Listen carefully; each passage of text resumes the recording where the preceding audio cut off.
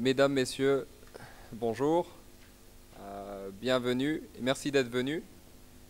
Donc, on va commencer. Donc, je me présente, Hamza Boukili de ICD. Je vais être votre maître de cérémonie pendant toute la durée du séminaire. Et donc, j'imagine que vous avez tous un programme à votre disposition. Donc, oui. Donc, nous allons commencer par une allocution de Monsieur Abdelrahman Glaoui, qui est le directeur du bureau régional de la Banque islamique de développement à Rabat. Bismillah ar-Rahim. Une allocution, c'est trop dire. Hein, en fait, c'est un mot de bienvenue et également un essai de mettre en perspective un petit peu la formation que vous allez suivre au cours de ces 2 jours dans le cadre plus général de la finance islamique ou de l'évolution de la finance islamique dans nos régions. Alors, je vois qu'il y a des dames, chères participantes et chers participants. C'est avec beaucoup de plaisir que je vous souhaite la bienvenue à Casablanca, au nom du groupe de la Banque islamique de développement, pour participer à cette formation qui a la particularité d'être axée sur des éléments concrets et des éléments essentiels qui malheureusement ont été très souvent occultés dans les nombreuses rencontres, dans les rencontres de plus en plus nombreuses sur la finance islamique, qui restent au niveau des généralités et des définitions d'ensemble qui sont trop générales pour pouvoir avoir une portée pratique pour les professionnels que vous êtes. Alors, vous venez d'environnements divers. J'ai vu sur la liste qui, en plus évidemment de personnes venant de l'environnement de l'UMOA, il y a des banquiers marocains, et je pense que la Mauritanie également est représentée. Alors, ces 3 espaces ont un certain nombre de points communs. D'abord, il y a une demande importante, une demande latente pour les produits et les services financiers islamiques qui n'est pas satisfaite jusqu'à présent. Et les services financiers islamiques qui existent dans ces pays sont limités et parfois sont anecdotiques. Deuxièmement, tous ces pays sont des pays francophones. Et donc il y a un héritage au niveau culturel dans le secteur bancaire et essentiellement au niveau des banques centrales, en ce sens que les régulations de ces ensembles de pays sont largement inspirées par le modèle français. Alors, il y a des avantages et des inconvénients. Les avantages, c'est que c'est un système qui est rigoureux et où les banques centrales ont un certain nombre de prérogatives en matière de réduction des risques systémiques, mais où en même temps il y a une certaine rigidité, il y a une certaine résistance à l'innovation qui peut se comprendre, mais qui, au final, fait que l'évolution se fait à un pas extrêmement lent. Également, dans ces pays, dans ces ensembles de pays, le corpus réglementaire, à savoir la loi bancaire, ou les lois bancaires et les règles des banques centrales, restent inappropriées. Enfin, sur le plan positif, ces pays appartiennent à des ensembles, à des sous-ensembles qui permettraient de développer, de mettre en place des mécanismes de coopération et d'échange de bonnes pratiques. Vous avez vu que j'utilise à dessein l'adjectif islamique et non participatif ou alternatif, comme c'est le cas au Maroc depuis 2007, où il a été possible pour les banques d'engager un certain nombre limité d'outils islamiques. Car malgré les critiques qu'on peut avoir par rapport à ce qualificatif, la finance islamique, il y a beaucoup de gens qui, effectivement, questionnent cette appellation. Qu'est-ce que ça veut dire? C'est quelque chose, c'est un terme qui a été consacré par l'usage, donc je l'utiliserai. Alors, quelques mots sur la BID. La BID, comme vous le savez, c'est une institution pionnière en matière de finance islamique.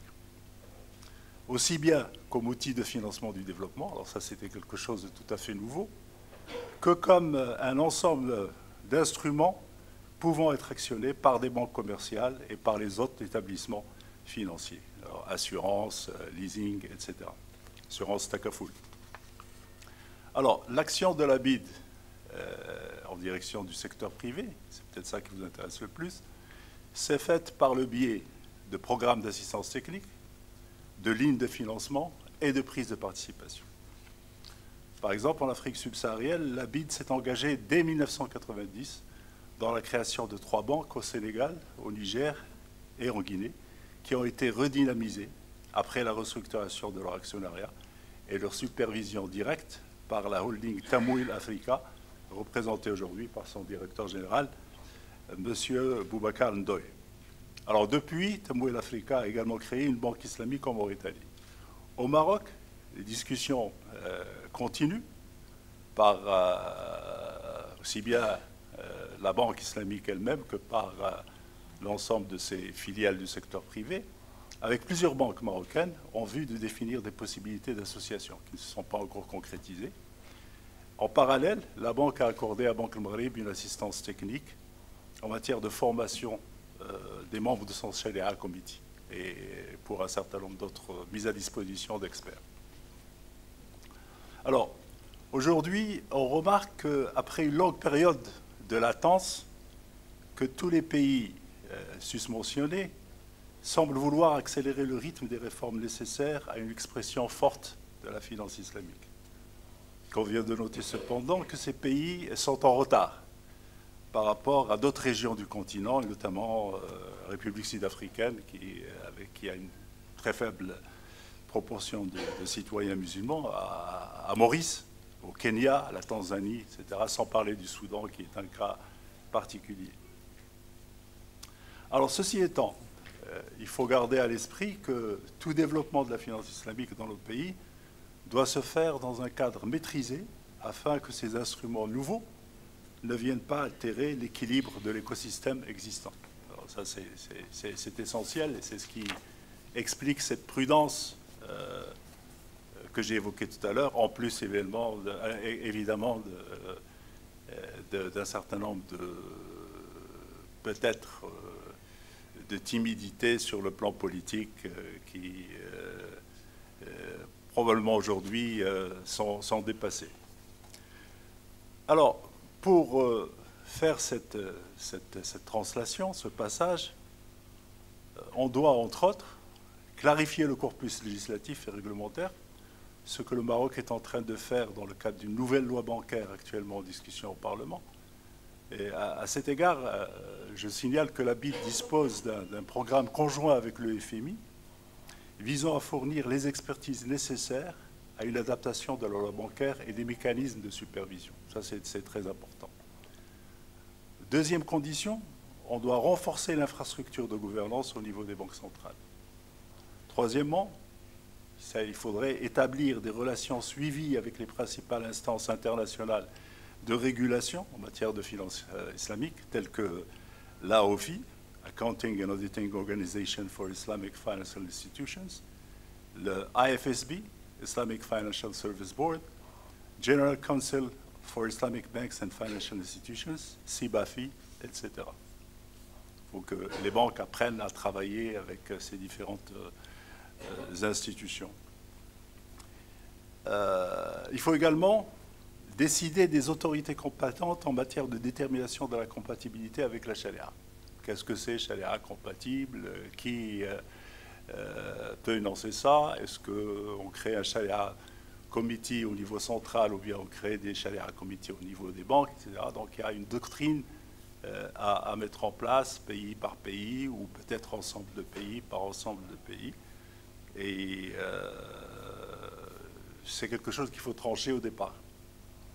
Il faut également régler les questions liées aux nécessités d'ajustement des plans comptables et des fiscalités, parce qu'il s'agit d'une comptabilité différente et il faut des ajustements fiscaux pour permettre à la finance islamique de travailler à armes égales avec la finance conventionnelle. Et bien entendu, il faut ajuster les systèmes d'information, MIS, pour tenir compte des nouveautés introduites.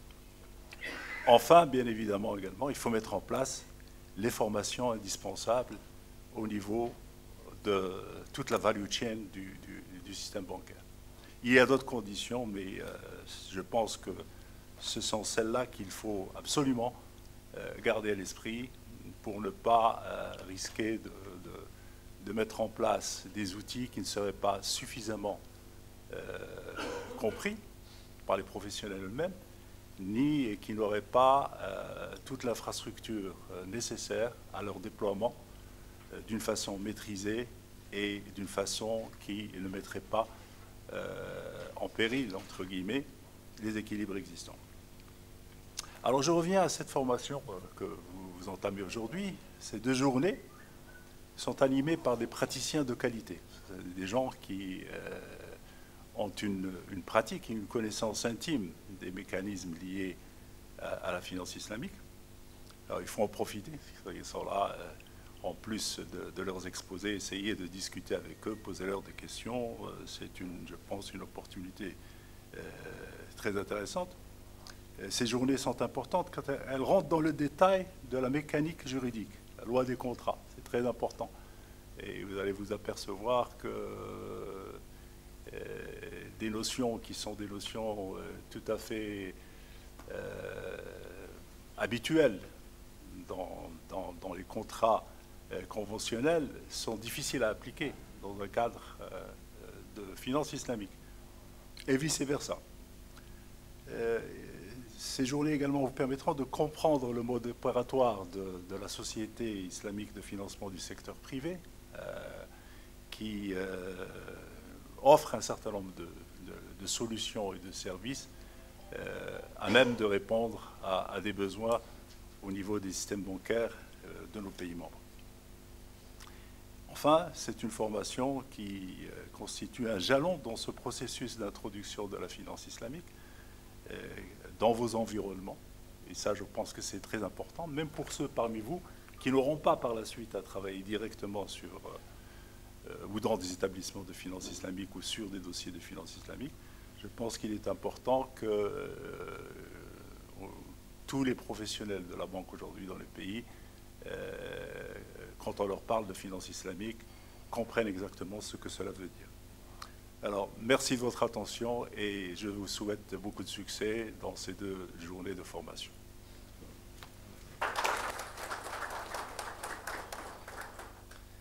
Donc, Monsieur Goulaoui, on vous remercie pour ces paroles. À présent, j'aimerais donner la parole à Monsieur Babacar Ndoye, directeur général de Tamwil Africa Holding. Je vous en prie. Très bien. Merci.